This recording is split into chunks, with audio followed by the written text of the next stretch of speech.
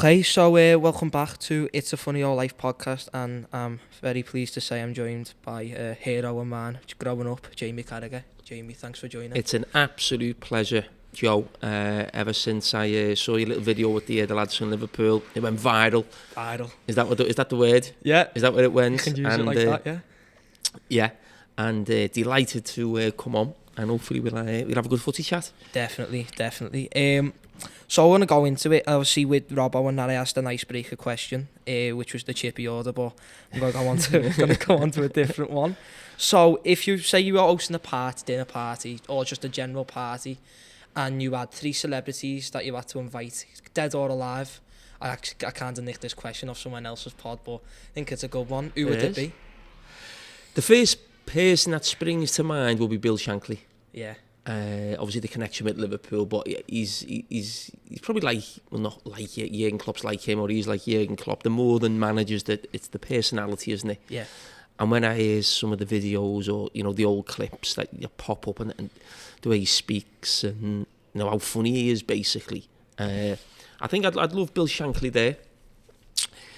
I think another one I would love there would be Johan Cruyff. Yeah.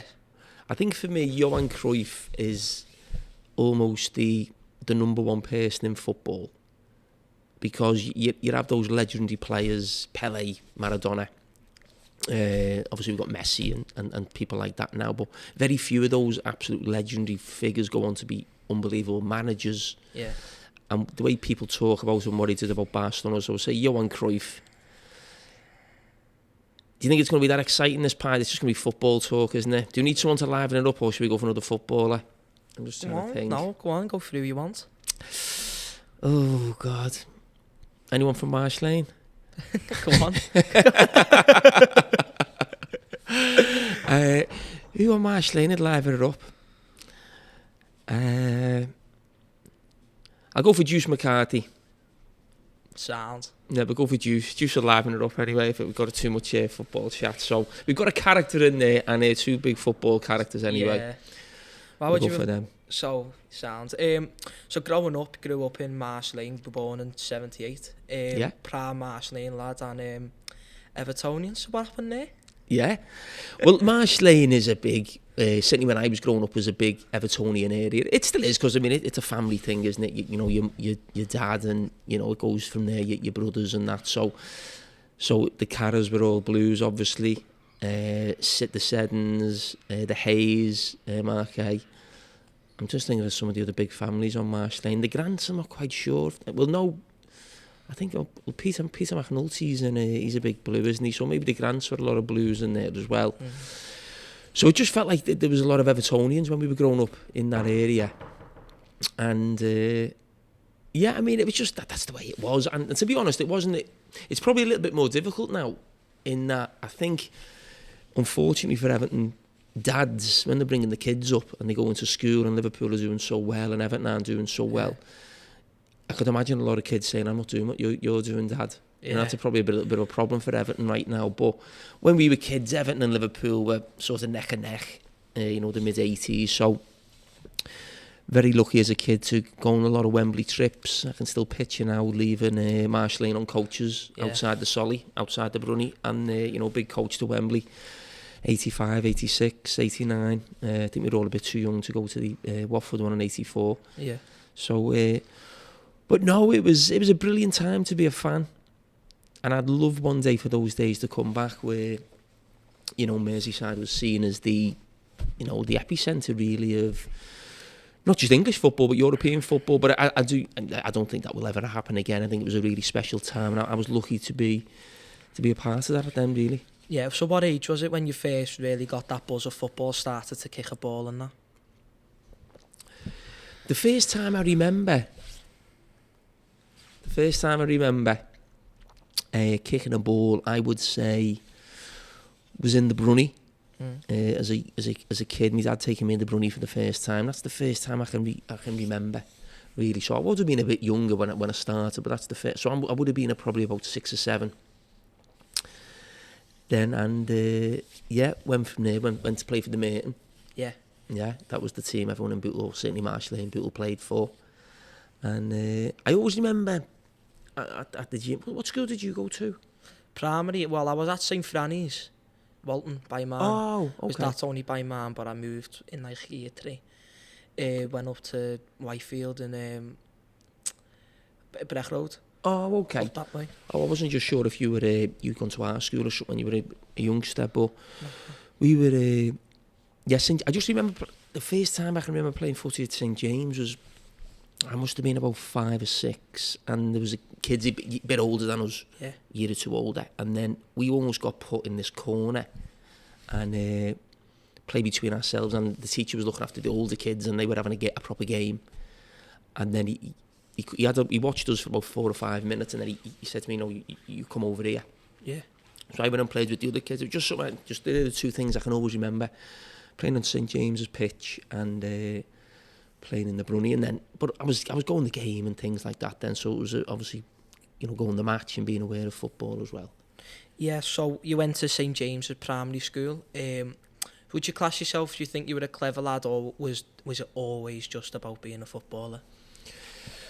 I wasn't clever as such. I wouldn't say I obviously put everything into school because I was obsessed with football. At that age, I thought I was going to be a footballer. Yeah. I was mad on Everton. I was going to the game, and there was always that thing of Everton and Liverpool on the schoolyard. And as I said, Everton and Liverpool were really good at that time. So, and the headmaster was a fellow called Mr. Rourke, John Rourke, big Evertonian, and sadly passed away a year or 2 ago. And I'd actually see him at the Everton game. He'd go to Goodison, but he was. But no, it was a big football in school. We didn't play anything else. Just played with the school team and stuff. But it was brilliant to have an headmaster who was into footy, and for me as a kid was an Evertonian. Yeah. So, what age were you when you first got selected for your school team? Well, it's all gone. I mean, when I hear my own kids talk about school now and the years, it absolutely blows my head. It does me head in when they say I'm in year 7 or I'm in year 9, and I haven't got a clue what's going on. I have to ask my kids. They've just finished now actually, but when they tell me what year it's in, I have to say to me, "Missus, what's that? Is that second year junior? Is it second year senior? What are they in?" Yeah. So I got in the football team, what we would have called first year juniors. Yeah. Towards the end of that year, I got into the team with the not in the team, but started going sub for the 4th years. Yeah. So that would have been Neil Loughlin's team. Yeah. So, do you know the Loughlins? Any of them? No? Billy Loughlin, Liam Loughlin. Yeah, so Liam plays here, captain of Bootle, yeah. Well, I don't know who Liam's dad is. Is Liam's dad Billy? Billy, yeah. So Billy Lough, he played for when I say Neil Lough, it was his younger brother. Yeah. So they were the 4th years, but they could all play football, especially Billy, who played for my dad's team. When my dad used to manage the Merton and things like Billy, so I used to go and watch them when I was a kid. So Billy Lough either played centre back or centre midfield for the Merton and the Brunny. So it all swings and roundabouts, doesn't it, round there in Bootle and Marsh Lane? Everyone's intertwined. Yeah. So no, that was it. That's what I used to play for them. And Neil Loughlin was the captain. He was the best player. And so they would have been 11. I would have been 7, I think. So yeah, I started getting a little run out then. Yeah, you were saying about your days when your first team was Merton Villa. So do you remember anything about them days? And can you tell us a bit more? Yeah, so we used to play at Stewart Road. Yeah. So you know where that is by Bootle Stadium and stuff like that. So we used to play there, but the way the footy is now for the kids, you've got they play it under, I don't know what's the youngest age they play now, is it under 6s, under 7s? I think something like that, yeah. So this was, you could only play under 11 then basically. Yeah. So even if you were 7 like I was, it was, you had to play under 11 football. And I always remember you had to be 8 to play. And my dad sent me up to the Little Merton, and where we used to meet for the football, and the manager asked how old I was, and I said I was 8 when I was actually 7, just to make sure I could, be involved or play or whatever. But I was sub, and for the first year, and then you get on as a sub now and again. But I'd much rather have played now and been playing games at that age rather than sort of being sub for a bit. And then you get in the team, but you're playing against lads 3 or 4 years older than you, and we got battered every week. For a couple of years until we got to it was our age really, and then we had obviously a decent team. Yeah, so I think also you hold the record for like the most goals scored in a Merseyside or something when you were playing as a striker. I think it was for Bootle Boys, was it? Yeah, Bootle Boys, yeah. So we used to come up against we used to have Heighton, Wirral, Liverpool, Bootle, and all that type of thing. So I always played a year up throughout my youth career, whether that was for Liverpool or for Bootle Boys. So, yeah, I'm just trying to think anyone who else would have played in those games. John Stannard, Paul Joyce, Stephen Gould. I'll tell you what I'll try and do. I'll try and name the Bootle Boys team if I can remember. Okay. Pikey was right back. Joycey was centre half. Joey James was in midfield. Stephen Gould, a lad called Tigger. Kevin O'Leary was on the left wing. I was centre forward. John Stannard was on the right wing. I can't remember the left back or the other centre back. The goalkeeper was Paul Nuttall. Yeah. Who was the centre back? I think it was a lad called Neil Arrowsmith. I've got the left back. Stephen Rowan. Rowan played left back, so I can still remember that. Under 11 team for Bootle Boys, yeah, remember all those lads' names, great memories. The old pictures still pop up now and again on social media. But no, it was I love playing for Bootle Boys. We ended up playing at Goodison. Yeah. So we used to have the Everton Cup. And we always got beaten in the final by Liverpool, which was a bit of a disappointment. They were a much bigger area than us, had a lot more schools to choose from us. But we actually won the league, but lost the cup final, which was a big disappointment. And but no, it was brilliant playing for Bootle Boys. Loved it. Do you know where they used to play? Silcox. Do you know where that is? Silcox. No, I remember. Oral Mount. So I don't know if they still play there now. No, I used to go and watch a Silcox Sunday League team. They played, I don't know, we played everywhere, Wally Old Park. But no, I don't know. No, so that's where we used to play basically, in and around there. So it was good. It was a good standard. Some good players come up against you. So that's where it all started.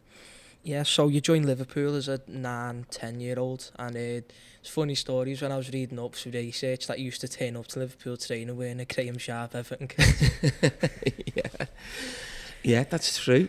I mean, they were the only kits you had at the time, so it wasn't like the academies now, all the kids get kits. Yeah. So you'd have to just come in whatever kit you've got. And well, who's your kit, by the way? Have you got one now? Who's on the back of your shirt? I don't know, I don't know. Who was your first shirt? My first shirt I can remember was who was it? You're not supposed to say 23 Carragher here, that's the answer.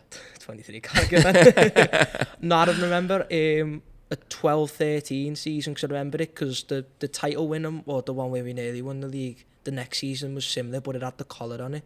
Okay. It was your last season, and it was a Steven Gerrard one. I remember that was my first kit.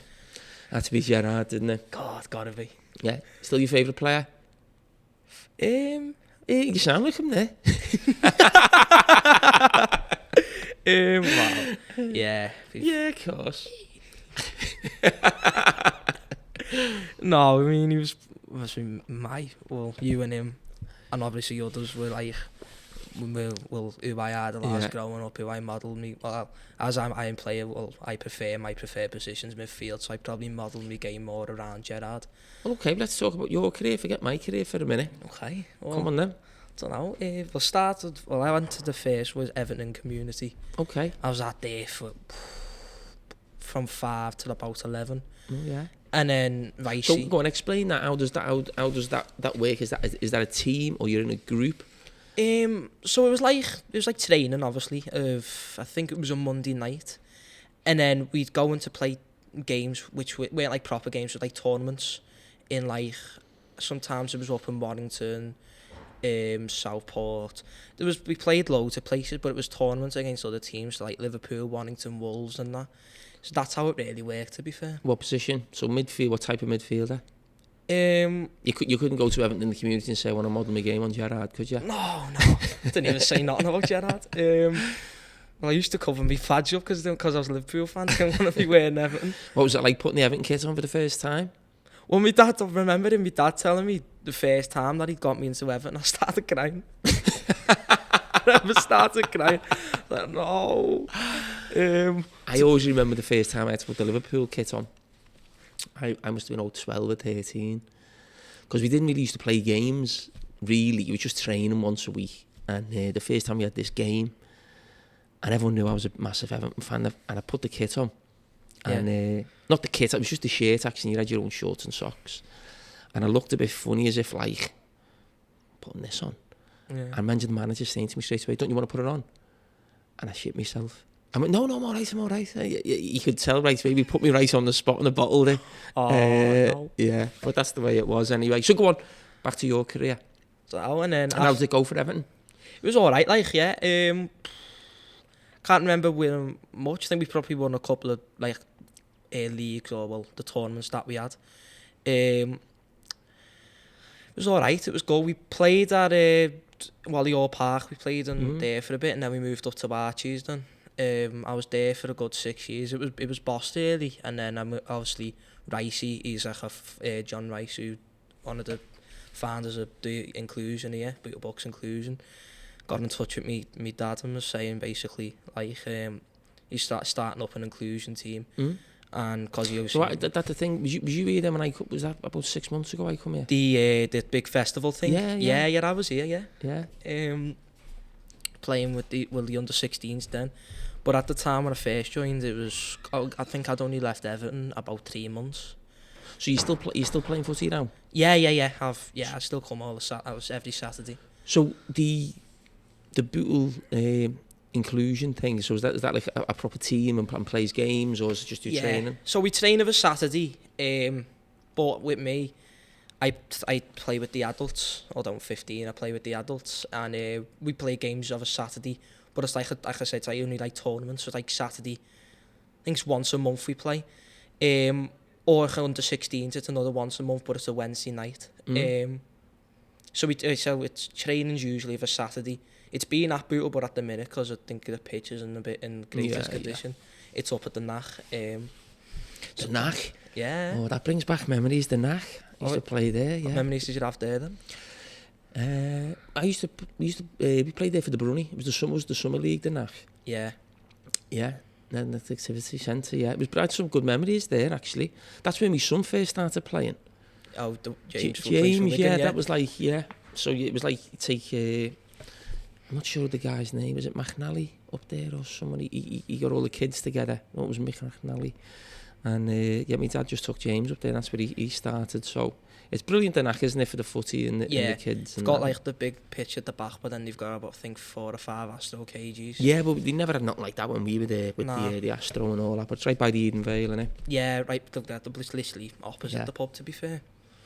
So obviously, you're saying we went to Liverpool at 9 or 10. Did you get scouted or did you get picked up while you were playing for the Merton? No, it was for Bootle Boys. Bootle Boys, yeah. Yeah, I can still picture it now. We were in the dressing room at St George of England School, which was a senior school in Bootle. But we used to train there on a Friday night for Bootle Boys. Yeah. And when we come to the dressing room and the training on the Friday, the manager just said 4 years are going up to Liverpool, me, Paul Joyce, John Stannard and Stephen Gould. And it just went from there. And John Stannard, to be fair, he ended up going all the way to Liverpool reserves. Oh, right. Joyce, I think got released upon he was about 16. And Gould, he was an urchin, shall we say. He was probably never going to last. Oh God. So as a youngster, you used to go and watch your dad's team. He'd done the Merton Villa, the seniors. So watching your dad's team, did that help you a lot as a player, watching all the lads down there? Whether it helped me as a player, but it helped me my understanding of football. I think just being around men, listening to them speak in the dressing room on the way to the game. You know, they'd all be in the back of the van. My dad had a big lorry, and everyone would be sat in the back. You know, sat in the back of it, and I'd just be sat in the back with them. So it'd be like 10 or 15 fellas in the back of this sort of wagon, going up to Brookvale or Chaffers. That's where I felt like a lot of the games were up Buckley Hill. And just listening, just being in the dressing room, kicking the ball in at half time, all those type of things. And he must be in relation to yours. Joe Symes, Joe Sams. There's about 5 in our family. Honestly, there's so many. Well, I remember Joe and Frank Symes. Frank, yeah, I know Frank. So Frank used to play in midfield or at right back. And Joe used to play either centre forward or left wing. Yeah. And so I always remember my dad on the line. He had that big duffel coat and he'd be on at the players and he'd always be telling Joe how great he was because he was the goal scorer. He was like the flair player, if you like, for the team. So they used to play on a Saturday and Sunday would be mate in Villa, but I think it was just the same lads as well. So there was a good representation of your family in those teams. So the Carras always liked the Symes. They always picked them anyway. They were always in the team. Joe and Frank, So I always remember them as a kid, and all the other names. And that's where obviously Billy Locke played then. You had Big Jacko at the back. I think Smigger was in goal. Paul Bucko. Dent up front. Just trying to think. Butler in midfield. Terry McDonough. He was a great player on the left wing. Billy Webb up front. Just trying to remember all these names. I hope I don't miss things in it because this podcast is going everywhere, isn't it? Oh yeah, it is. This going viral, isn't it? You can't be forgetting. So anyone. I can't forget anyone. Who else played in my dad's team? Jose Baxter's dad played for a little bit. Oh yeah. Andy Baxter, he's a good striker. Oh, right. Yeah, remember him. Joe Bailey in midfield, I remember him. Dad's cousin, I think. Is he? Bailey related to me. Dad. I've heard the name. I'm just trying to think of positions. John Dry. All right. He would have played. Jad Dry, yeah. Jacko at the back, I've mentioned him. Apologies if I've missed anyone. I don't well remembering that though, haven't I? Nah, I just think you've nearly 40 years ago, them teams. Right. So playing in them teams, the Bootle Boys, Merton Villa, growing up in them teams, was there anyone that made it professional or made it to at least a very good standard? Well, I just mentioned John Stannard. He got to the Liverpool reserves level. I don't know if John ended up making it as a pro or played lower league or non-league. I think it was more non-league, but I think he got wages out of it. Yeah. So he did okay. The Bootle Boys team, no. And then what was the other team you said? So on the Merton. The Merton Villa, yeah. No, the Bootle Boys standard was always a bit better than Sunday League. So the best Sunday League players normally play for Bootle or Liverpool. But no, I come up against a few just through the years, the players that you come up against rather than the ones that I played with. Really, but I mean, this city's unbelievable, isn't it? For bringing players through, it'll always happen, always does, and always will. Yeah. So, so with Bootle in general, was there who's the best player to come out of Bootle? Well, I tell you one, my brother-in-law, John Hart, Nicola's brother, he was at Liverpool until he was about 10 or 11, and it was him and Stephen Wright who were the two best players. Now, Stephen Wright obviously went on to play for Liverpool, and unfortunately got meningitis at a really young age. Oh. Yeah, and that obviously really, stunted certainly his football ambitions. He come to the gym with me a couple of weeks ago anyway, so he's still having a go. But he would have been a great footballer, there's no doubt about that. I mean, my dad talks about a lot of players who he sort of managed and who could have sort of made it. He talked about Billy McGee, another fella, Elson, I think he went to sort of West Brom. I think he played with Brian Robson. Yeah. Just trying to think. But you like Ronnie Moran and Roy Evans. They were born in Bootle. So I think Steve McManaman, I think, was born in Bootle. I think he didn't go to school in Bootle. I think he went to Kirkdale, yeah, but I think he was born in Bootle. So there's a long list ahead of me, put it that way. Yeah. I know Ronnie's son as well, Paul, because he does the photography, yeah? Yeah. He always puts the pictures on, doesn't he, the social media. Yeah, was his lad used to be a goalie for Bootle? Dave, yeah. Yeah. I remember when he was in goal when I first started to come and watch. Was he, yeah? Yeah. What was he like? Nah, to be fair. What you start laughing for? No, you gonna be listening? No. Nah, to be fair, he was a good keeper. He was solid. Yeah. But early teams where they did have some really, really good players, strong Bootle players as well. From around the Bootle area, Jamie A. Oh, Jamie A, what a player Jamie A is. Is he still going, Jamie A? He plays for the Remy. Is he still playing for the Remy? He plays for the Remy, yeah. Wow, how old Jamie? Well, don't tell me how old he is.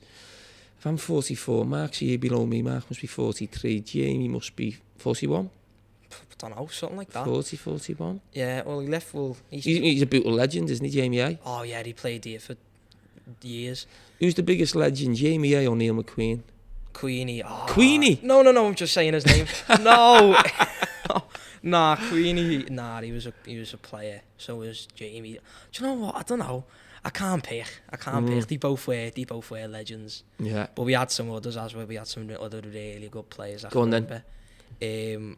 Ty Carberry. Mike Carberry. Chris Tyson. Oh yeah.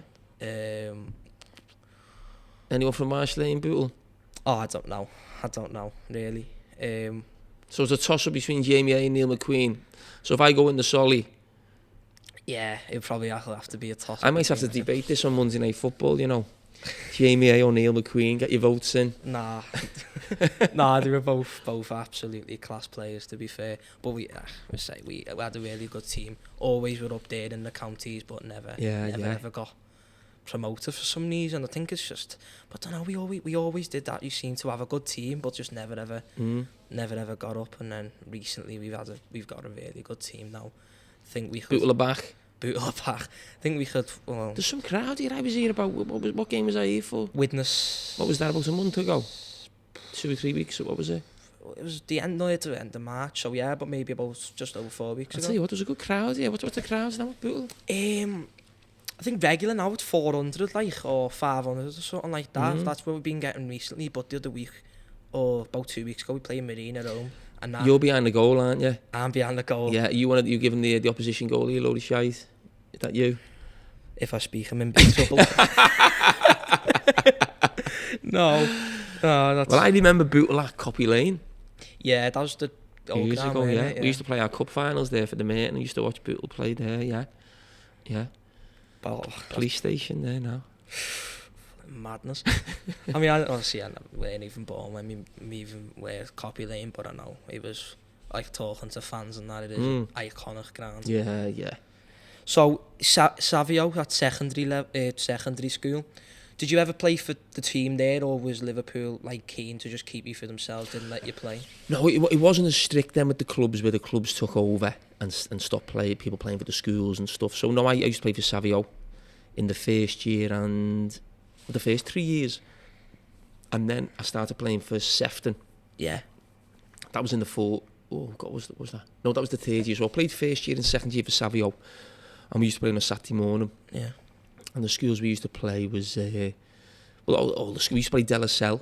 Yeah. And that was the school. I think Rooney went there, didn't he? Yeah, I mean, I've heard, like, Mick Watson, straight from the off, I heard that De La Salle, it always pops up a lot as, like, a top football in school. I'm not sure if Franny Jeffers went there, because I know he's around that area, but we played against some good players. Mick Moore, who ended up playing against me, played with me at Liverpool in the youth team and stuff. They were in that school. So, I mean, it wasn't a great standard, our secondary school, if I'm being totally honest. We weren't great, so I used to get frustrated a lot playing in that team. So if I'm being honest, I was quite pleased when I was able to go with Sefton and play with a lot of lads there. So yeah, but no, it's in a great school. I mentioned Mr. Oak before, didn't I? So we had another teacher who was right into his football, Mike Dickinson, who I think is still involved at Everton now. Right.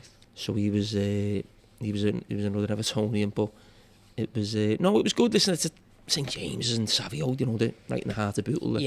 Tough schools, they're pretty lively, but massive love of football. Yeah. So before you made your debut at Liverpool in 1996, can you tell us a bit about your early Liverpool career? So you were part of the Youth Cup winning team against West Ham, was it? Yeah. And Lilleshall as well. Yeah. So Lilleshall was before. When was Lilleshall then? So I did 3 years at Savio, and then my last 2 years where I went to Lilleshall. Yeah. And it was brilliant. It was just going away to like a school. Now my daughter's just done it. She's just coming back now. She's been away to a performing arts school, and I was devastated when she went.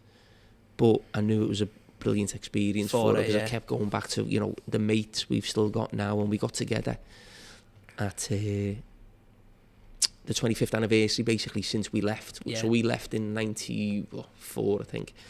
So we all come to Liverpool for a couple of nights out. Went to Bongo's Bingo. Oh yeah. Have you been? No, but you've got to get there. You've got to go to Bongo's. We had one. Well, after the day after the festival, but like I was going away the next day, like. What do you mean? So the bong Like in here, or actually the one in town? No, they do them in here because they? There are sponsors, aren't they? Well, they sponsor the kit, don't they? Yeah. So when we had the tournament, we had the big thing up there, didn't we? Our John's Festival. Yeah. Oh, well, they had the big tent. Yeah, the big tent there. That was for our John, his running club, wasn't it? My brother John, he put that up. Or was that something else? Marsh Lane Harriers. Marsh Lane Harriers, yeah. So that's our John's running club. So that was a good night. Did you pop your head in there? Oh, I think it was. Oh, I must have been, because, I think I was, I was here with me ma and that, because there was a game on the pitch as well, and I remember Custies, I think, were playing. Oh, there was a team on the pitch playing anyway, and then there was the big thing, the big tent up there. He's already booked it for next year as well. He sent me the date. It's the day before or the day of the first game of the season, August the 6th, so God knows what state I'll be on Sky the next day. Little show was brilliant. I'm just trying to think of the players you might remember. Do you remember Gavin McCann played for Sunderland and Everton a little bit? Gavin McCann, nah, I'm not. I like that name, no. Ray Clements' son, Stephen Clements, he played a little bit Premier League. He played with us. Was he? Oh no, that's Stephen Lennon. So I think of someone else. Yeah, he was a midfield player. I mean, the problem is we're getting older now, so people are remembering less and less what we did, or the players I played with, unfortunately. But no, brilliant set of lads. And then Liverpool, the Youth Cup, we played against the Everton manager now, Frank Lampard. Yeah, Rio Ferdinand. They was in the West Ham team. And we had little Michael Owen. So Michael played for us. So, yeah, it was really good. And big memory, that. Yeah, really big memory, and it really helped me get into the first team because we won the Youth Cup. It was a big thing to win at that stage. So, Jan 96 especially, was a boss month for you. You made your first appearance for Liverpool was a quarter-final. Well, they say it's Aston Villa, but I think the first official one was Middlesbrough in the quarter-final of the League Cup. Then you came on a second-half sub against West Ham. Yeah, and then your first official debut was against Aston Villa in the 3-0 win, and you went and scored yourself, so weren't a bad month for you at all. So what can you tell me about those three occasions? Well, the first one at Middlesbrough, I knew I'd be involved and have a good chance of making me debut because there was a couple of injuries and different things. So come on, I had a bit of a shot in my left foot. Robbie Fowler got in the way of it, so hopefully probably should have scored really if he hadn't got in the way. But we got beat. We then played West Ham at home. Yeah. 0-0. Slaven Bilic was playing for West Ham. Remember that? Oh yeah. In the game, so I actually played midfield with John Barnes. So I come on sub at half time, and I'm there playing with John Barnes. I think back now, I was thinking I was stood in the Gladys Street when he bent that shot in that goal. You won't remember the 4-4 game, one of the most famous derbies. I always think back at things like that. I was watching him and what a player John Barnes was, and he's putting that one of the best goals I've ever seen at Goodison. And he ends up playing with him in midfield. It's just these mad things that happen, and you're very lucky in your life that you're playing against someone as good as him. And then I had the Aston Villa game, and got the goal. I made everyone believe they had a great goal scorer in midfield. Everyone thought, didn't they, go in the pub that night, go in the Arkles, go in the 12th man. Oh, we've got this young kid here, gets loads of goals from midfield, Carragher. Well, you were a striker, weren't you? I know, exactly. You were a goal scorer. Yeah, so it was, you need a little bit of luck. Got your chance, you got to take your chance, and then, I was lucky I went on from there. Yeah, so you made 27 appearances for England at under 21 level. I think that was 96 when you made your debut there, and that was at the time when you were starting at Liverpool. And then you made your senior debut against Hungary. But you know what's special about that? What's special about that? It was on this day. Wow. It's today. I've seen it on Instagram before. I was going through, I've seen that. Someone sent me it, I didn't have a clue. Someone sent me it this morning on this day. I made my debut in 1999 for the full England team away in Hungary. There was a load of injuries, and a few of us got called up. I think I come on sub for Rio Ferdinand, I think. I think we drew 1-1 in Hungary. Yeah, so it was, it was, my dad was there. I think he went with Bucko, Alfie Grant. Yeah, they got the late shout to get over there. So it was a nice one to tick off. But I loved the under-21s more than playing for the full team. Yeah. I think you played 38 appearances for the first team, but your full debut was at White Hart Lane against Holland in 2001. I didn't even know that. Oh, it's on here. I played midfield. Yeah, I remember the game. I think we might have got beat 2-0. But I played midfield, right White Hart Lane, yeah. I think Sven would have been the manager then. 2001, yeah. probably. Centre midfield. Yeah. But no, the under-21s was good. The full England team, I can't say I fully loved it. And that was probably part down to me and part because we probably didn't do that well. When we were playing as such. But the under-21s, I was like the vice-captain. I used to room with Frank Lampard. Yeah. So me and him were roommates. He was the captain. I was the vice-captain. So we had 2 or 3 years there together. So that's why I've got a good relationship with Mr. Lampard, even though he is the Everton manager. Disgusting. But like you say, but to stay in the England, the under-21s, England 21s, the first team. But around that time, it was meant to be like one of the best England teams, on like the golden generation. But they never seemed to perform. Why was that? Well, when people say the golden generation, there was some great players, and I think it's right to give it in some ways that title. But the Brazilian team at that time, or the French team, was still better.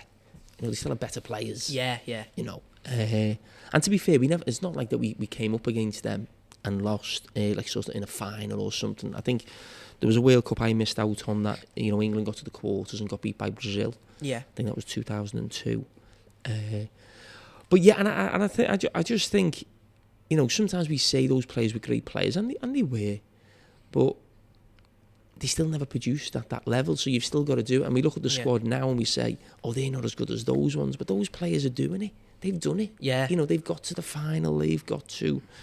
What are they, one penalty kick away from winning something for England? And so it's okay to keep looking back and saying how great these players are, but they never did it at that level. They did it at different levels at the clubs and Champions League. But when you're actually talking for England, the players then weren't better than the players now for England, because the players now have done it. Yeah. I think making your debut in 2001 set the scene for what was another great year for you. 5 trophies with Liverpool under the legendary Gerard Houllier. What a manager he was, and God bless his soul. So can you tell us a bit about that season then? Loved it. My favourite season. I think Liverpool now, this Liverpool team are on the verge of doing something. I'll give you a little quiz question. Oh, go on then. No other team in English football has ever done what that team did. Yeah. And this Liverpool team, if they get past Villarreal, will have done it as well. Okay.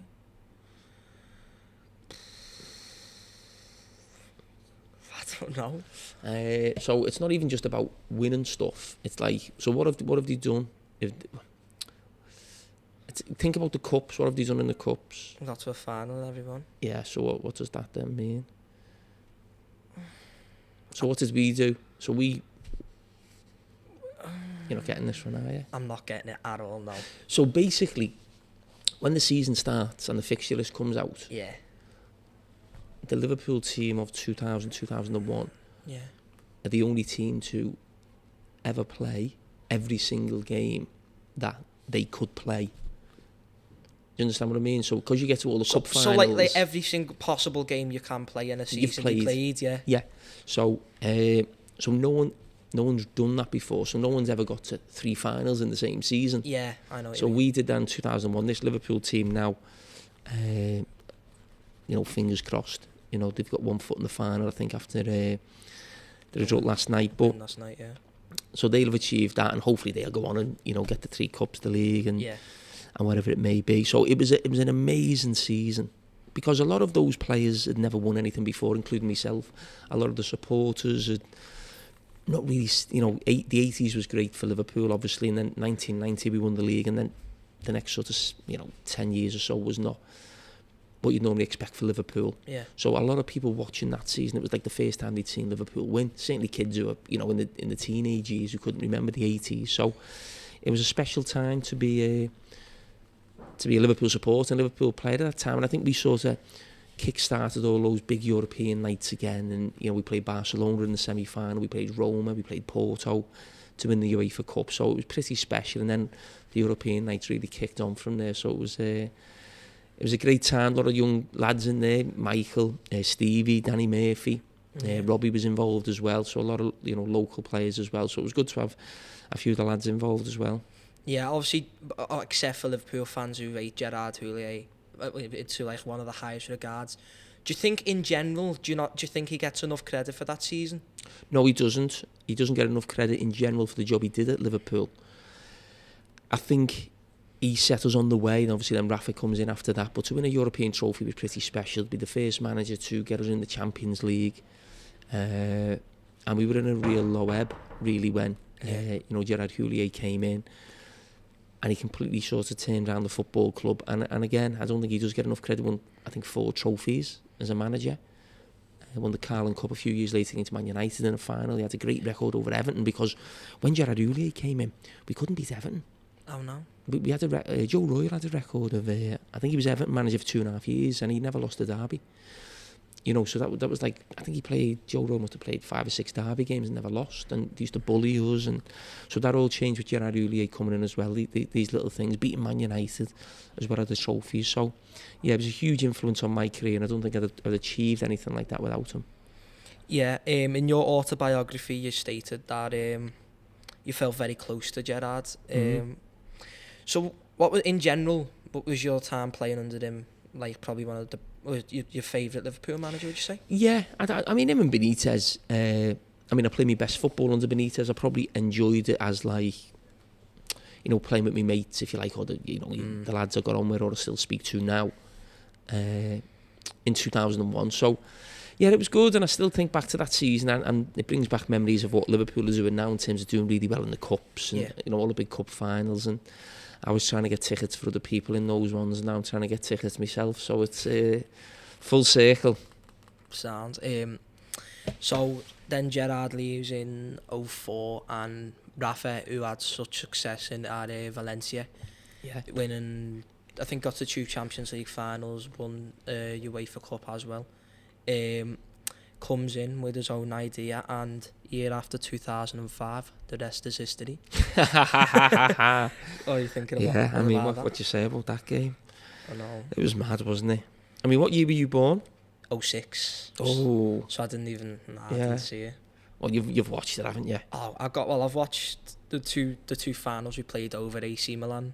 I've got them, but watched them both on there. I've never watched the second one. No, I've watched them both on a DVD. Yeah. My dad got me them. Yeah, it's just the second one was too painful, but the first one makes up for it. Yeah, it was just I mean, their team's unbelievable, isn't it?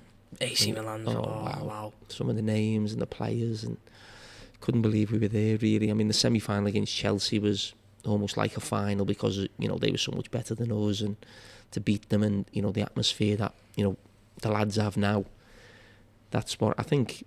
I wouldn't say I don't mean me, but I mean the team of that time of Houllier and Benitez. I think we really started that European night thing, because even in years before, the great teams who won everything, I still don't think there was that many great European nights at Anfield. I think there was obviously Saint Etienne in the 70s, the 60s they had Inter Milan, but there's not that many great nights, maybe because they were that good. Yeah. That Liverpool team, that they just got the job done, and I think there's probably a lot more bigger names in the European Cup now, because there's so many more teams in it, top 4 of different countries. So I think that Houllier Benitez time really lifted sort of Anfield with those European nights, and it's been taken on now with Klopp, and then we get to the final, and I mean, it's just unbelievable, really, to think that I was part of that game. It's sometimes you're lucky to be in the right place at the right time, and I think that was the case with me. It's a final that not just Liverpool fans love, but if you mentioned Istanbul and you went to anywhere in the world and you were talking to someone who knew a bit about football, everyone remembers Istanbul. Yeah. And that's all you need, that one word, Istanbul, and people just take you right to it. Exactly. And as I said, I was just very lucky to be part of that, and privileged really to be part of something that Liverpool supporters and the club probably recognise as one of the greatest nights in the club's history. We were 3-0 down at half time. Probably one of the best sides in world football. Kaká, Crespo in every single position, decorated players. But I heard something, was it true that the fans You'll Never Walk Alone singing outside, was that what got the players going? Yeah, oh definitely, yeah. I mean, we were obviously underneath the stadium. We couldn't hear it like you would do on the pitch, but you could almost hear it in the distance. Yeah. Really. And we were just going through our tactical chats and what we had to change, what we had to do. Rafa was all over the place in the dressing room, and because of the commotion. Didi Man was coming on. Someone else was getting in the shower. They had to get taken back out the shower. That was Jamie Carragher. Finnan was saying he wanted to play on, even though the physio said he was injured. So there was a lot going on. Yeah. And then you heard the crowd singing that just before you go out. So it gave us a massive boost. It really did. It was, but that's what it's about, isn't it? Liverpool Football Club. Yeah. You're saying there about players thinking to play and going in the shower and that. That must have been one of Rafa's strengths. If he's just to think, click, if make us go back out second half with all that, he must be really good at thinking on the spot straight away like that. He was brilliant at that tactically. He really was, Rafa. That's Rafa's big thing. It wasn't about giving big speeches, but he was really clever, making big decisions on the spot. And he was worried about Steve Finnan carrying on and then having to come off injured, and he knew he'd waste one of his subs. So you think of that pressure moment, you know, to make those decisions under that pressure, you know, 3-0 down. Yeah. They were massive decisions that, you know, we can talk about, you know, the supporters, you can talk about the players on the pitch, a little bit of luck here and there, but the role of the manager at half-time was obviously pivotal to the game. So, one of the most, that's probably the most, one of the best comebacks in a Champions League final. One of? Up D. But people make arguments for it, don't they? But I don't see one. I don't see one at all, really. To be one of the best, obviously you could say Man United 1999. Oh, behave. No, I'm saying that's one of the arguments, and I wouldn't say. Don't give Gary Neville any credit. Well, to give him credit. That was a boring game. It just livened up in the last 2 minutes. Funny brought Ollie, all their favourite now. Yeah. Wow. But 2 years later, 2007, same opponents, but unfortunately it was a different outcome. But watching back, like I said, watching back on DVDs, I thought on the second game, although the first game was bossing the comeback and that, but I thought we even played better in the second game ourselves, really. Well, we were a better team, a much better team, and they weren't as good. So it was almost like a 50-50 game, really, where they were massive favourites, I think, in the first one. And I think we were confident. I don't think we were that confident going into the first one. It was more like, you know, let's see what happens. And the second one, I thought, yeah, we had a decent chance. Beat Chelsea again in the semi-finals, so we thought it was a little omen. But no, listen, they had great players. You know, still a great manager, Carlo Ancelotti, who could still face Liverpool again. Yeah. In the final. Fingers crossed for us. Yeah, I know. And yeah, but you've watched more of it than me. You probably remember more of it than me, to be honest. So it's hard when you lose a Champions League final. It really is. It's that much of a build-up. You realise it's life-changing. I think winning a European Cup. I think it's bigger than the league. I know the league for us was huge until we finally got our hands on it under Klopp and the lads. But you know, the European Cup is magic. Yeah, it's where, you know, there's legendary names play and are made, and yeah, it's a blow to lose one.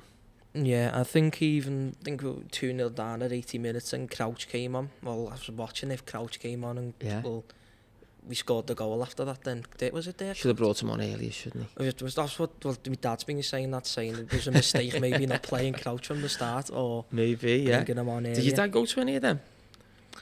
He went to, I don't think he went to 05 or 07. I don't know, actually. No, we watched the 05 one in the shoe. Well, when we obviously we just come in, I didn't realise your dad was Jimmy. Yeah. Yeah. So your dad, I used to watch him play for the cricket team. Yeah, he used to play for Bootle Cricket. Yeah, and that was again, the Simes just ran everything, didn't you? So there was 2 years in the football team, the cricket team, there was... My granddad and the dogs. Bobby or... Bob. So it was Jimmy. There's a grey-haired fella with glasses, Simes. That might be my granddad on the docks. Was it? Yeah, it was my granddad. Yeah, so you're everywhere, mate. I think Frank played for the cricket team as well. Wasn't it bad bowler, your dad? He tells you loads of stories about it, like. Yeah. No. Well, he used to. Mark Seagraves used to play. Has he told you about Mark Seagraves? He's my cousin. Yeah, that's what I mean. It was my dad's. Yeah. So he played for Liverpool. So I'll tell you the story about Mark. So Mark, he was playing for the cricket team, obviously in the summer. For the Brunei cricket team when obviously the season had finished, and now and again you get people running on getting his autograph and that. So he was like Liverpool reserves, but he played a few games. Yeah. And I always remember his very first game for Liverpool was QPR away In the cup, wasn't it? On the cup. Yeah. And that was live on BBC. I think it was a Friday night game, but it was the League Cup. And QPR used to have a plastic pitch in those days. Yeah. Them and Luton used to have a plastic pitch. And I remember watching that game and my dad saying to me, this is the first and last time we will ever support Liverpool, but we have to support Liverpool tonight. Well, weren't your last time, was it? I know, we didn't know then, did we? Yeah, and unfortunately they got beat on the night, 1-0 on that game. I'm not sure how many more games Mark played actually, but they actually, because they lost the replay as well, or they drew the second leg. And QPR, I think, played Oxford in the final. Oxford beat them. Aldridge and Ray Houghton involved. But yeah, so that was me. That was my first time. And he used to play for the cricket team, or my first time supporting Liverpool. So he used to play for the cricket team. So you were related then? Seagraves, yeah. Yeah. Yeah, I think he's in relation to my dad. I think he's my dad's cousin. Yeah. He's over in India now. I done a pod with him a couple of months ago, yeah. That go viral? It went big, like. I got loads of viewers from India, like. Yeah. No, well, he was the first. Well, as I said, I think he went to our school, Savio. It was Silesian then. Yeah. He was from Silesian, yeah. So he was the first. So I certainly can't say I was the first. Mark Seagraves had that mantle. Bad sound. So a couple of, obviously after 2007, your playing career was going boss, and then 2009 came and you started your own foundation, the JC23 Foundation. I think what was the idea of setting that up? Well, that was me. So I made my debut for Liverpool. What was it, about 96, 97, and so 10. It was your testimonial, wasn't it? Yeah. So we. When did I have my testimonial game? Yeah. So it was around. We started that then, and yeah, it was just about, I think you have to give the money away. I could understand years ago when players had a testimonial and it was a chance to make a few quid. Yeah. And rightly so, because they obviously weren't getting the wages that the players got now. But no, I was just I was never going to keep the money. I didn't need to. I was very lucky, and I decided to put it in the foundation. I was actually just going to give it away to charity, but a mate of mine, Paul Flanagan, he explained that the concept of a foundation and how it works, and I thought, well, okay, it's there forever basically. Yeah. So that was a nice thing to do. So we basically got that set up. We called it the 23 Foundation because I didn't want it to be called the Jamie Carragher Foundation, just all about me. I wanted it to be, my number basically. So that's the link. So we've continued to call it the 23 Foundation, and it's been going now. We've had a 10-year anniversary today. When was that? Was about 12 months ago? 12, 18 months ago we had that, I think. A couple of years, something. And so we've raised a few quid. We've done okay with it, yeah. It's gone quite well. I know you've had a couple of Christmas parties here. I've been 2 or 3 here. Yeah. Well, what toy did you get? Barbie doll. No, I came to a couple of them here. They were belter, like. Yeah.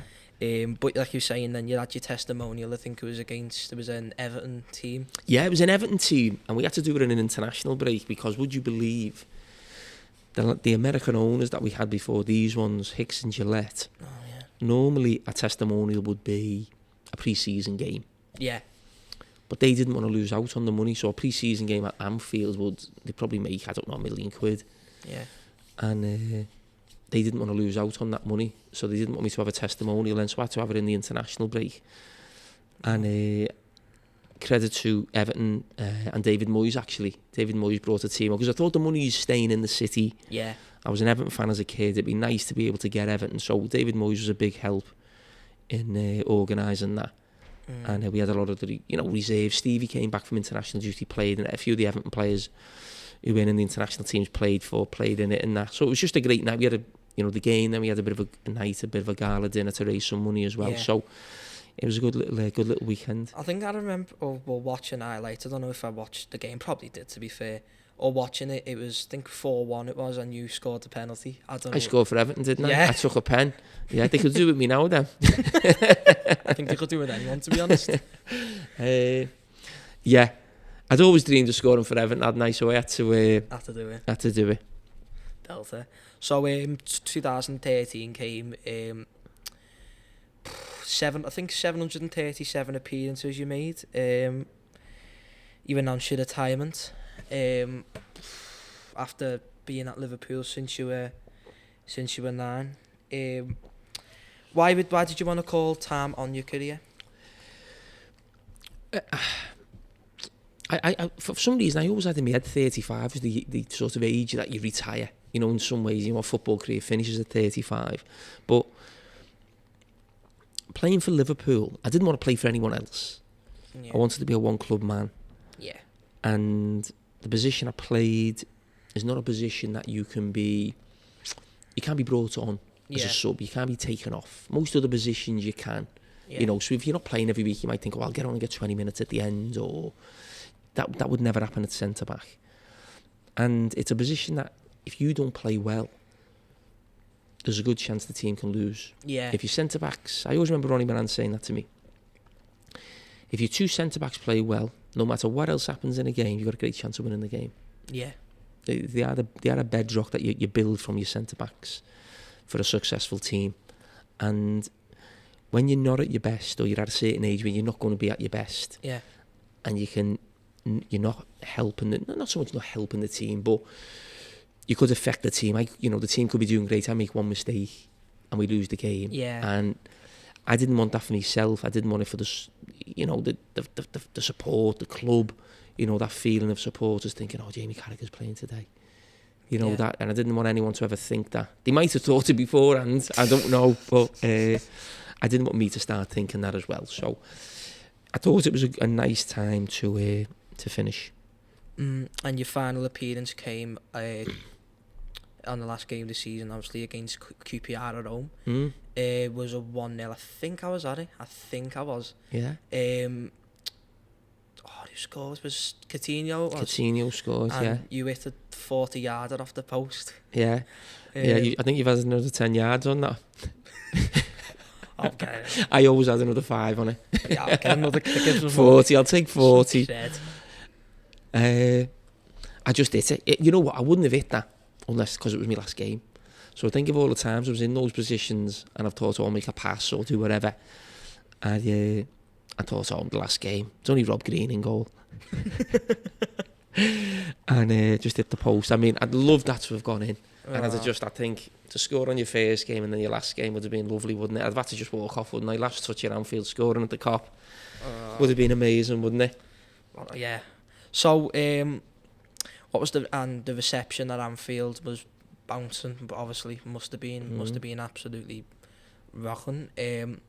So what was that like, getting that last appearance and walking out on Anfield for the last time as a player? It was, people say, I was glad it was over. Yeah. In some ways, because I was, hang on, I was so worried about making a mistake, giving a penalty away, getting sent off, just something stupid on your last game, that you go, Jamie Carragher's last game, this happens. I was delighted we got a clean sheet. I was delighted we won. Nothing went wrong. And it was just a nice way to go out, really. It was like a relief when I'd finished and, I'd done all I'd done. And I was really proud of what I'd done for the club. Yeah. And but it was nice to sort of finish and go out on a little high. On a high, yeah. And then after a season after you 13-14 went into Sky Sports doing punditry. Yeah. Was that a progression you always wanted to go into as soon as you finished? I mean, it was always coaching or the punditry. I was always going to stay involved in football. I love the game too much. I think about it constantly. I'm opinionated. I do, I'm not shy with my views, and that's nothing to do with being on the TV now. I was like that in the dressing room.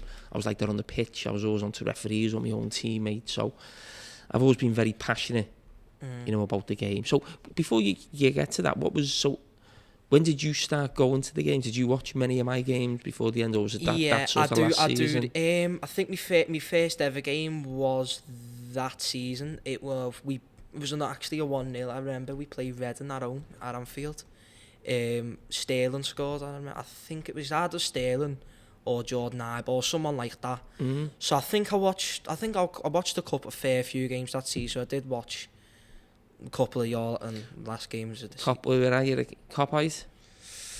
No, I don't know where I was actually. I think I remember the Reading one. I was in the Annie Road. Okay. Up at Annie Road, but I loved the Kop. Until all the COVID hit, I used to have a cup scheme, so I used to go all the cup games. Sometimes, most of my Champions League ones were actually in the Kop. I need to go in the Kop, actually. My son goes in the Kop all the time. I've never been in the Kop as a Liverpool fan. I've been as an Everton fan as a kid. used to get up there in the standing up one. I'm going to do that next season. Do you think? You come with me? I'll come with you. If you get a ticket, I'll come with you. Yeah, don't you get me a ticket? You're more famous than me after this. I can't get tickets. You know Curtis and Robbo. Oh, God. All right, that's a date. Done. Sound. So seeing how well the lads done the next season, obviously going into punditry with Sky Sports with Gary Neville, going off top of this. So obviously talking about the punditry. So going into punditry, what was like the first year like going into Sky Sports? Because I know for some certain person it didn't go very well, did it? Gary Neville. It didn't, did it? Got told off in a grey suit or something. Yeah. It was that one with the interviews with Mancini, isn't it? Yeah. And he's never thought you'd see me, yeah. Hi Roberto. Hello Philip. I'm gonna have to make sure he listens to this. I'll get him on. Yeah, we'll get him on. It was good, yeah. I mean, I love footy.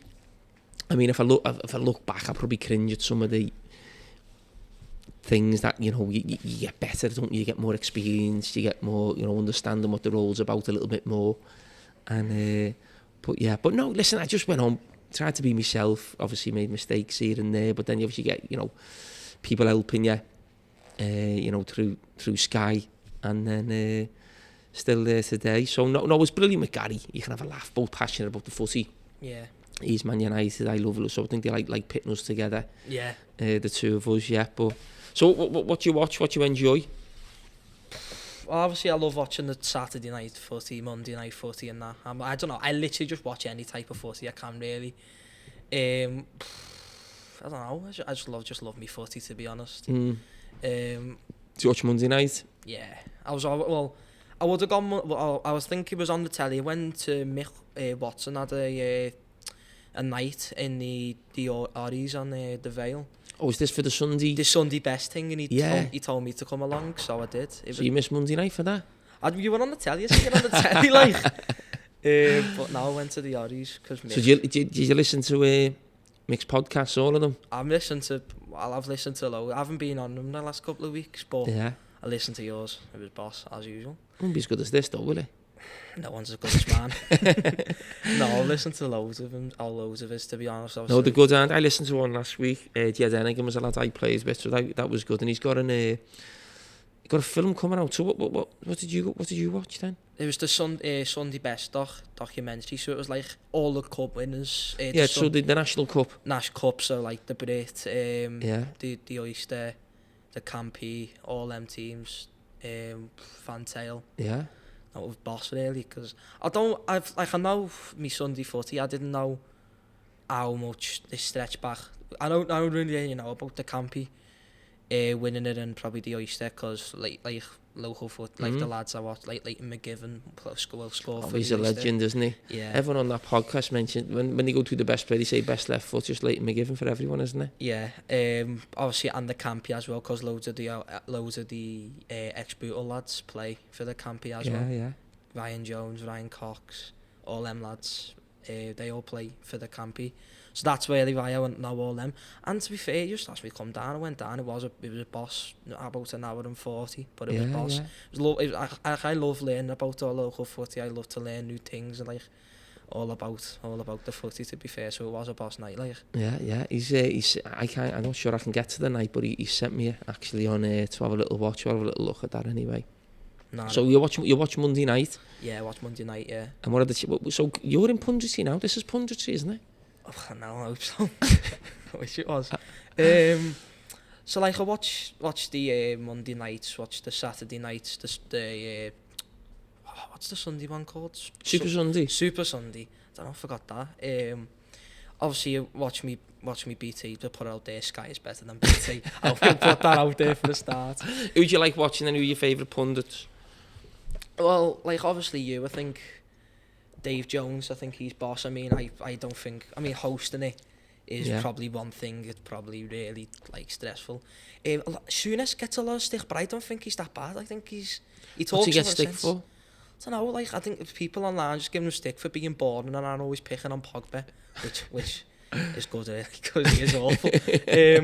No, but he does. I was getting stick, wasn't I, the other day after the derby, wasn't I? Oh, what? Because you told the Darwin, I don't want to swear, that number 7 to get up. But to be fair, people were telling me I was trending. Well, back you there, because the thing is, if you didn't go down that much, you wouldn't have had to say it, would you, really? I know. I got the one I said where I had to go when he went down was the one time when he looked hurt, didn't he? He went over on his ankle. We actually did get it. All the other time went over off a header or something. I just got me timing out a little bit wrong on that one. I better not get stick off saying this. Hey, when you go into this punditry, well, you better get used to this stick. No. But you're the main pundit for Bootle, aren't you? Well, I do the media, don't I? I do the interviews. Have you got to be careful what you say about them? Or do you just do the interviews? You don't have to give your opinion? I can do the interviews and that with Brian. Obviously speak to a couple of the players and that, but I mean, I'm probably allowed to give me thoughts, because they do like a space of a night, Twitter spaces. Oh yeah, they do that. I tell you what, that is what Everton are the best at. Every time I look at my Twitter, at the top's like an Everton space, like in they're always on the Twitter thing, aren't they? Yeah, well, Bootle Boys TV, who's probably like another one that does covers Bootle. They do like interviews and that as well. Obviously, I'm better, like. But like, they do like a Twitter space, and sometimes I've been on it quite a couple of times speaking, and I think it's like quite opinion based. You're allowed to give your opinion, allowed to give what you say. But do any of the players listening? Players listening, yeah. Oh, do they? Yeah. Anyone been on your case yet? No. No. I think they like it, to be honest. Yeah. It's like nothing too deep, because it actually, to be fair, this season it has nothing really been too deep to say, except the 7-1 defeat we had. But to be fair, it has been mainly positive, so we haven't really had to get on any of the players' backs, to be fair. Yeah. No, but it's been good. Like, what a season to be first one to start covering Bootle for. And where do you think you'll go from eventually, Bootle? Would you always just want to do Bootle, or? I would want to do Bootle for like my whole life if I could, but if it got someone offers you a few quid. No, I would obviously want to go into like covering other teams. Like, I do still do other teams, but like, I do mainly Bootle, and I've had nothing but good feedback, good memories from it. So I would like to do Bootle. I would like, I don't know, it's just any opportunity I come, except for the obvious one, the Sun, and I don't know, I can't remember what the other one was called, but like, I'd have to be careful trying to pick. But a career in sports journal would be my thing. That's what I'd love to do. Well, I tell you, you've made a brilliant start anyway. Fantastic, keep up the good work. Thank you very much. So your first season in Punditry, but it was that season when we finished second under Brendan Rodgers. I don't really want to talk about the Gerard thing too much, because... You want to try and get him on? I want to try and get him on. I don't want to put him off straight away, do I?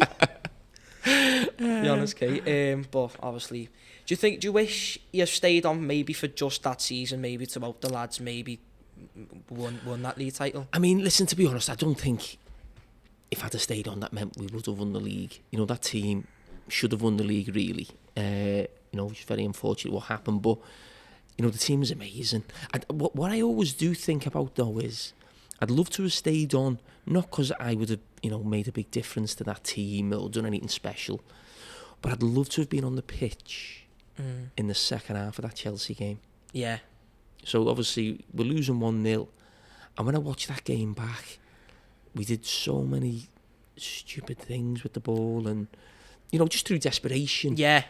And I just think, with my experience then, so not actually the actual playing bit, just being on that pitch and talking to players and organising, and because I've been there so often with Liverpool where you need a goal, and it's like, don't panic, just keep doing the right thing, and eventually when you're attacking the cops, something always happens. It just does, and you can feel something happening, and you just keep making pass after pass after pass. And I was thinking that a bit last night watching the Villarreal game. You know, we weren't creating too much in the first half, but I was never worried. It was just, you just got to keep doing the right things and something will open up. And that's the one sort of regret. I always think about that game. I'd love to have played in that game. Yeah, because that's probably the one that more cost us. Although with the 3-3 with Palace, I don't think we would have had to worry if we beat Chelsea. Yeah. To be fair. Yeah, exactly. Gets on your nerves, doesn't it, really? We're all right now, though, aren't we? Oh, yeah. I mean, we'll come getting back up there. Hopefully, get another league in the Champions League, even the FA Cup as well. The quadruple would be boss, but we'll have to see where we go from there. So what, as well as Sky Sports, you do some more other punditry, I think, some Danish TV. I did the Danish. I do the Champions League. You do a Champions League CBS. One. CBS with, for America, yeah. With Michael Richards, sometimes see Thierry Henry on. Yeah. We had some. Can you believe a lad from Bootle can be understood by people in America? No, everyone can't understand Scousers, can they? No. I'm still trying to work that one out, actually, but I don't get much feedback. So, but no, that's a different type of show. That's more like an entertainment show. You just have a laugh.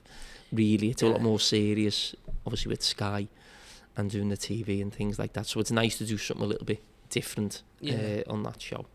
So the research that you have to do for Sky, the CBS, and that, is it like, it's not so much about taking long. It's obviously more enjoyment because it's something you like while doing in football.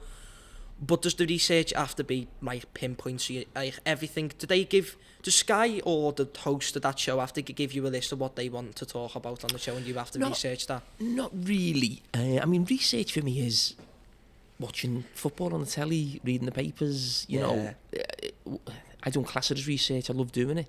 Yeah. I mean, we get a stat pack before every game that has lots of information in, and I would scan through that rather than sort of take everything down, because I think if you go on TV and you just start just talking about all these different stats, if I see someone do that, I think, you can't know that. You've just memorised it. It's no one knows. You know, we all know how many goals maybe a Salah's scored, and sometimes there might be a really good stat. You think, oh, that's really interesting, I'll use that. Yeah. But when someone continually uses stats, for me, that's not football knowledge. That's reading sheets of paper and memorising it. Yeah. So I don't like to do that. I like to have one or two bits up my sleeve for things like that. So that's about it on that. So we do get a stat pack, but normally it'd just be my opinion on things and stuff like that. Like watching the footy on the telly and the paper and that. I mean, to be fair, that's where I get, reading stuff or other match reports. That's where I get all my vocab and like words I can use, phrases. Use the big words. There's not, you try and use a big word on the telly and you get it wrong. I've tried that a few times. No. I gotta be that. I couldn't do that. I just used it so that come here, but wouldn't even attend. Oh, come on then. I'm going to interview you for the last few minutes. Okay. Have you got anything more for me? I was going to do in your last few questions. No, I've got one more question. So go on then. Well, it was obviously about the writing the telegram and that. You started doing that. But you mean like newspaper columns? Like the newspaper columns. Yeah, I do like doing a newspaper column, and I've done one today. That'll be out at the weekend. That'll be on Everton's situation at the moment. I done one midweek about Liverpool. I need to read the Everton one, don't I? But yeah, I've been doing that for a few years. And it's just nice every week to say, well, I'd love to talk about that, and be able to do it. And I do put a bit of work into it. I know. I'm not naming names, but I know a lot of people who have newspaper columns, a journalist will phone them up and they have a chat, and then the column's done. Whereas, there'll be a lot of emails, forward and backwards and changing things and putting things in and out and different things. So, I do the telly, got a column, so I'm quite busy. Even probably more busy now. My wife keeps telling me after playing, but the season that Liverpool have got now, then. So come on, I want to hear your views on this Liverpool team. It's unbelievable, innit? I can't even describe everything. It's in every position. There's a world-class player. Who's your favourite player? To be at the minute, I would say Luis Diaz. Oh yeah. As a lives around the corner from me. What's that? He's the signing. He's been absolutely unbelievable. What a start as well. Yeah. But like Van Dijk, Salah, obvious ones, man. Yeah, Van Dijk. I mean, we showed how much we missed Van Dijk last season as well. Yeah, he's unbelievable, isn't he? Yeah, Anfield Wrap had me on. About this time last year. So you've been on the Anfield Wrap before? Once, yeah. I think brilliant. Like a weekend show when I first started, because they were one of my first ever pods. So what do you mean? So you went on theirs or you interviewed them? So my first one, I interviewed them. I think that was my second guess. My first one, it was my cousins because they have a band called Red Rum? No, the Johns. Oh, the Johns. Oh, I thought you might have been linked in with No, them. Red Rum Club. No, that's it's boss here in Ram. That's what I was saying. They're involved in Bootle, aren't they? Yeah, the Johns. They're my cousins. And the Anfield, that was my second guest. And then a couple of weeks later, a fella, or the lad called Josh from there, Josh Sexton, asked me if I wanted to come on and do like a thing about me pod and talk about Liverpool. So obviously it's the Anfield rap, and that's why I just jumped at the opportunity. Well, that's your competition, isn't it? They're the ones who are blasting these podcasts out, aren't they? Left, right and centre. Yeah, absolutely. Yeah. Got them in your sights? Yeah, close eye. But like I had them on a couple of weeks, not a couple of weeks, about this time last year, and they were interviewing me about Liverpool, and about this time last year we were about 6th or 7th, we were going nowhere, and I was saying how much we were missing Van Dijk. But they were asking me where do you think we need to improve, and I wouldn't have said centre back, although it was a big miss, and we have with Kanate, is more dead. He's great, isn't he? Oh, he's a beast, isn't he? Oh, last night watching him, He's God. He's a beast. Yeah, I mean, the three we've got at the moment, I mean, because Joe Gomez has found it tough to get back in there, he's playing it right back a little bit, but yeah. The three now, wow. I mean, I think Kanate next season, I think he might become first choice. Oh, yeah. I think he might just edge Matt. You know, not that Matip's done anything wrong. I just think he's that young and he's that good. You've got to just go and let him play. And he's getting a lot of games now, but he's fantastic, isn't he? No, he's boss. Like I don't think there's one position where you really look at that and you're like, there's not really, you need to improve. I just think if in the summer, I just think the one position will be midfield for me.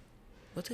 I mean, Henderson, Milner, they're all getting on a bit, but I think. But no, because I just think if you look at our first choice midfield now, you've got Henderson, Fabinho, Thiago. They're all around 30. They're all around there. All getting younger. You've got obviously Naby Keita's done really well against Man City, but you can never fully trust them injury wise. And then the other three are all that age. Yeah. Milner's obviously a lot older now. I think Oxlade-Chamberlain probably going to move on. You got Curtis Jones there. I just think one more who was around the sort of 23, 24 age. Yeah. To go in there would be, I think, it's probably something that we need.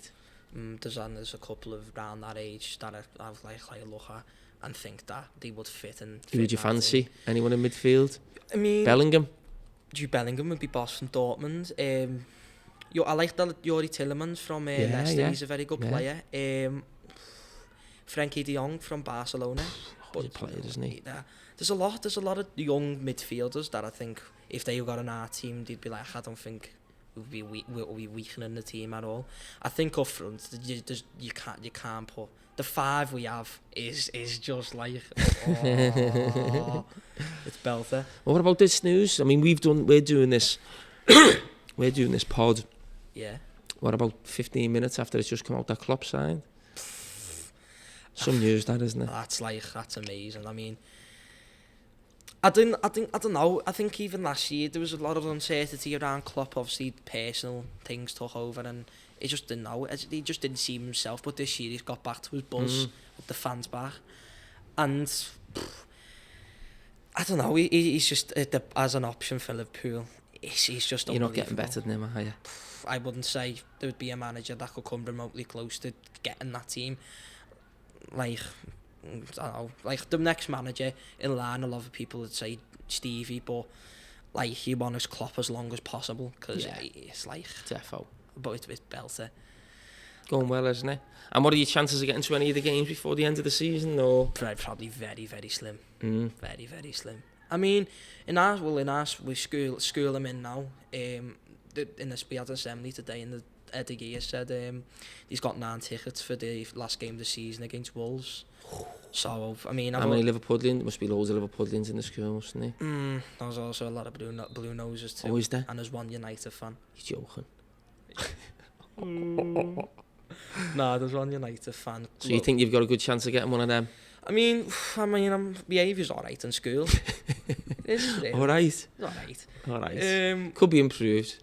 Possibly. No. You can't be good all the time, can you? No, we've got a few moments. No, I think I'm all right. Like I went to the last. They've done the one also again this season, and I went to that against Newcastle. It was 3-1 at Anfield. Trent scored that absolute belter from inside the box. That was one I went to this season. I haven't been to many really. Since the COVID, but I used to go to every cup game at home that we had. And I don't know. I think I've got good chances. Like, Yeah, I've why got not? good chance, but Let's see what we can do. Have to see. But what my dream would be is to like go in that press box at Liverpool, like to cover Liverpool, even if it was just for one game. Yeah, why not? Just have a word with Matt McCann. Get you in for a game next season. Hopefully, fingers crossed. Fingers crossed. Have to see what I can do. That's all I have. Thanks so much for taking your time. Oh, no problem. So when's it coming out? When have I got to start putting this all over everywhere to make sure Jürgen Reid listens and and who your mates, Robbo and Curtis? Robbo and Curtis. Don't know, I'll have to put me card and get it all edited, and could be out it was as early as probably tonight. Tonight? Wow. I'm a quick editor. Yeah, love that. I'm on that. Yeah, I'm all over it. I'm all over that, yeah. So, obviously, like, thanks so much for taking your time. Not a problem. It's been an absolute pleasure to come down, meet you, and hear your story as well. Thank you. Okay, brilliant, Joe.